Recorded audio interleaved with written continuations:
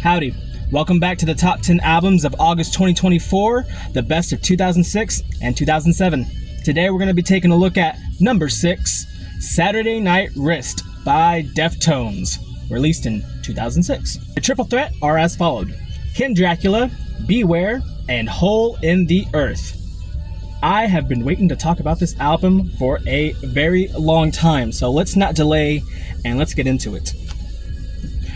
Ooh, how my loins incinerate when talking about this record. This entire band, honestly, at least pre-Diamond Eyes, so I ain't the biggest Tones fan on earth, but I still fuck with them though, as I fuck with this highly underrated album. Yeah, anything past Koino Yukon, I'm really fuzzy on. Even Koino Yukon, I only know Swerve City, so anything past that, yeah, I gotta catch up.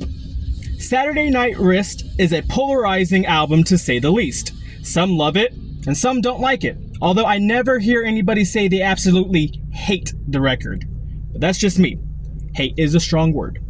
Nevertheless, when this record first met my ears a decade ago, it did not take long for me to welcome this new sound with gaping arms. Turbulence was aplenty during the making of this record, and I think that it gives the overall sound a tough as shit grit that I can't help but love. Throw in some soundscapes and some screams and you got yourself a weird Deftones record. Let's see how weird it is. If this record had a derriere, then our opening track is Red Foreman, because Hole in the Earth is the merciless boot that kicks all the ass. Seriously though, the way the record opens with feedback/static followed by the whole band ferociously making their presence known, lead singer Chino Moreno lets out a lively woo and we're on our way. It's more like, woo! You know what it is. Quite a bit of this song's girth comes from the brilliant playing of one Steph Carpenter. Steph has been here since day one and has took his tone from a mid-driven punk power chords, cranked that shit all the way down to F sharp, and what you end up with is this deep, monstrous racket of noise. This man knows when to chill though, as seen on the verses. Throw Chino on top with bassist Chi Chang rocking the rhythm, and this shit just fucking slaps. Chino's vocals were fried at this point in his career. A sound that was once heavily populated from unearthly screams and growls have been subdued in favor of a more relaxed and ethereal vibe. Don't be mistaken, even with the wear and tear on his voice, this man has always had great cleans. He could sing his ass off.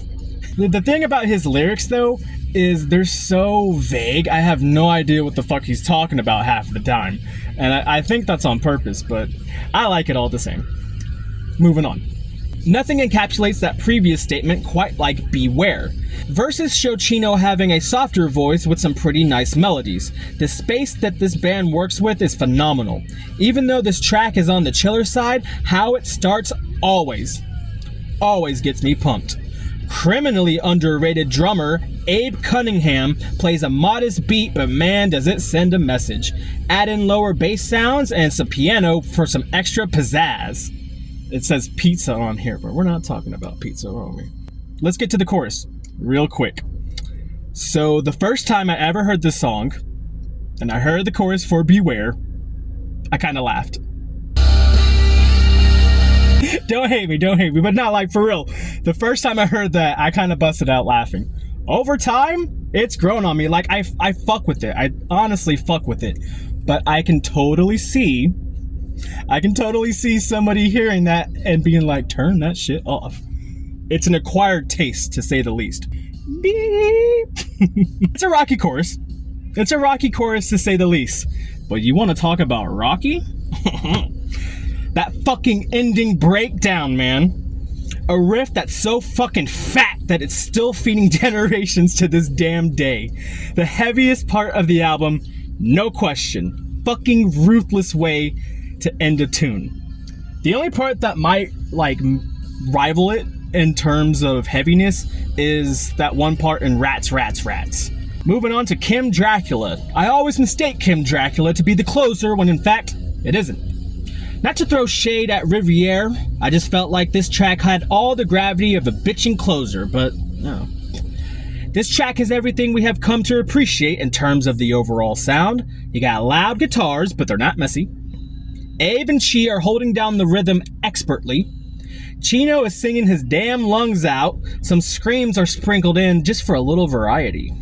The track starts at 9, kicks in at 10, doesn't really stop until it's finished.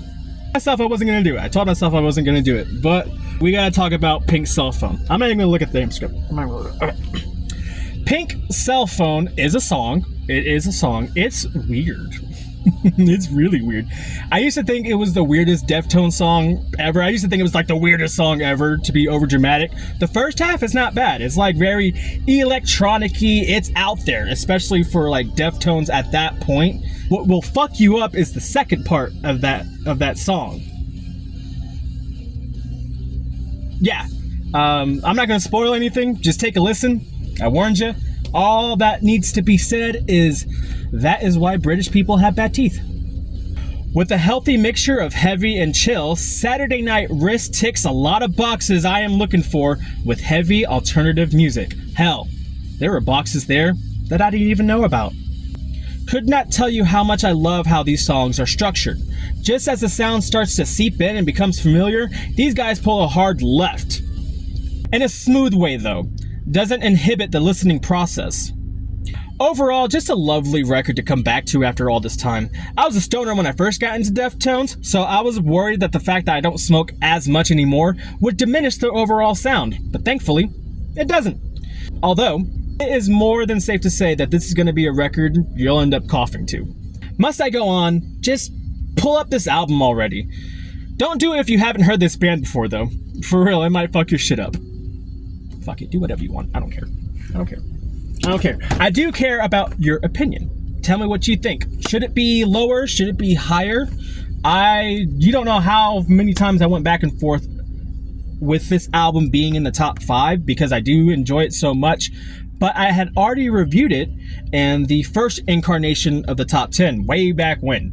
But I had already reviewed it then, and it wasn't even gonna be on this fucking list at all. I was so dead set of this album being an honorable mention just because I know it so well, but there was a lot of moving around this season, a lot of albums that didn't stick. I just didn't have time to properly dive into. I barely had the time for these albums. I still had fun though.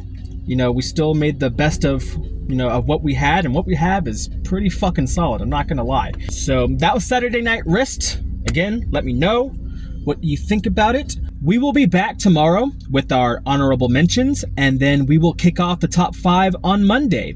The only thing I can say about that is it's almost a new day. Thanks for watching. Stay tuned.